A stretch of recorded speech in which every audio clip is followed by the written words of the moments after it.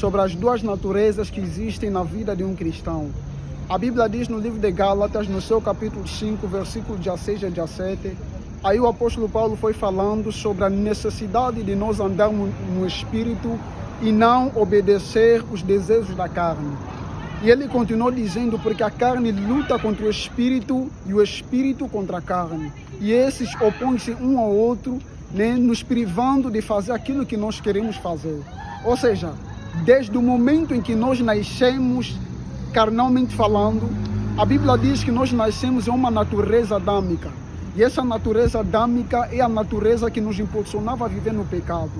Toda aquela pessoa que vive nessa natureza, a Bíblia diz no livro de Romanos, no seu capítulo 8, que essa pessoa nunca pode agradar a Deus. Porque a Bíblia fala que aquele que está na carne nunca pode agradar a Deus.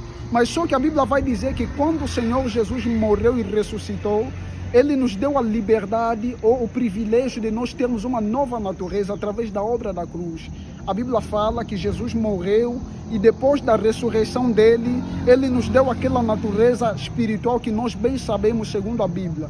Só que a Bíblia vai dizer que no exato momento em que nós aceitamos Jesus como nosso Senhor e nosso Salvador, automaticamente nós recebemos uma nova natureza, além da natureza que nós temos, que é a natureza carnal.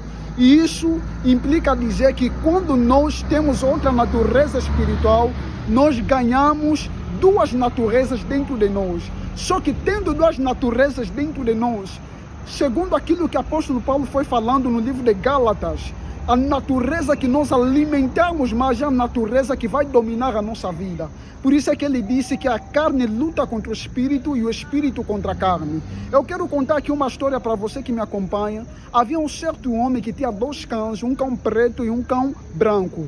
E todos os sábados ele levava os dois cães num parque, na praça da cidade, no parque, para que, ou seja, ele colocava os dois cães lá no meio, né, de toda a multidão e colocava os cães lá para lutarem. Só que a multidão ia lá, né, apostar, né, para os dois cães.